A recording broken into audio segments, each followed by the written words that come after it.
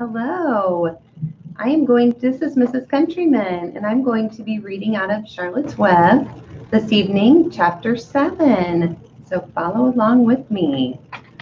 Chapter 7 is titled Bad News. Wilbur liked Charlotte better and better each day. Her campaign against insects seemed sensible and useful. Hardly anybody around the farm had a good word to say for a fly. Flies spent their time pestering others.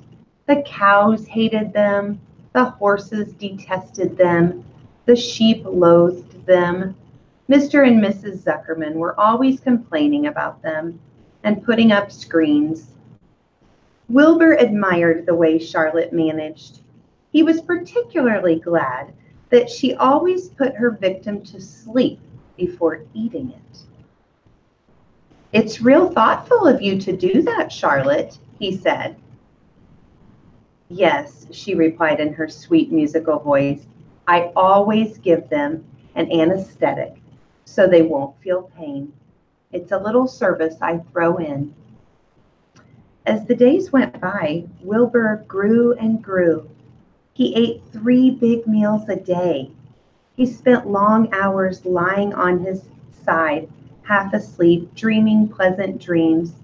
He enjoyed good health, and he gained a lot of weight. One afternoon, when Fern was sitting on her stool, the oldest sheep walked into the barn and stopped to pay a call on Wilbur. "Hello," she said. "Seems to me you're putting on weight." "Yes, I guess I am," replied Wilbur. "At my age, it's a good idea to keep gaining." "Just the same, I don't envy you," said the old sheep. "You know why they're fattening you up, don't you?" "No," said Wilbur. "Well, I don't like to spread bad news," said the sheep, "but they're fattening you up because they're going to kill you. That's why." "They're going to what?" screamed Wilbur. Fern grew rigid on her stool. "Kill you. Turn you into smoked bacon and ham," continued the old sheep.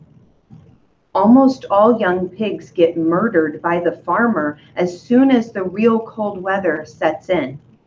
There's a regular conspiracy around here to kill you at Christmas time. Everybody is in the plot. Lurvy, Zuckerman, even John Arable." "Mr. Arable?" sobbed Wilbur. "Fern's father?" "Certainly. When a pig is to be butchered, everybody helps. I'm an old sheep and I see the same thing. Same old business, year after year. Arable arrives with his .22. Shoots the—" "Stop!" screamed Wilbur. "I don't want to die. Save me, somebody, save me." Fern was just about to jump up when a voice was heard. "Be quiet, Wilbur," said Charlotte, who had been listening to this awful conversation. Here's Wilbur crying. You can see the tear coming off his face. He looked so sad and scared. "I can't be quiet," screamed Wilbur, racing up and down. "I don't want to be killed. I don't want to die. Is it true that the old sheep says, Charlotte? What the old sheep says, Charlotte? Is it true they are going to kill me when the cold weather comes?" "Well," said the spider, plucking thoughtfully at her web, "the old sheep has been around this barn a long time. She has seen many a spring pig come and go. If she says they plan to kill you, I'm sure it's true. It's also the dirtiest trick I ever heard of. What people don't think of."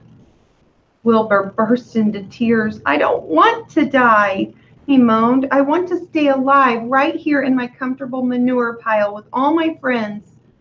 I want to breathe the beautiful air and lie in the beautiful sun." "You're certainly making a beautiful noise," snapped the old sheep.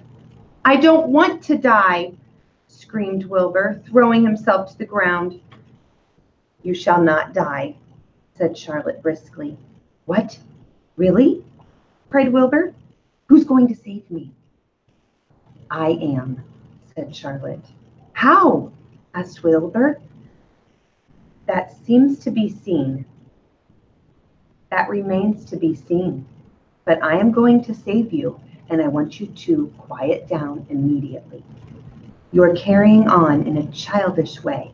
Stop your crying. I can't stand hysterics. And that is the end of chapter 7. It was a short chapter. Have a good evening.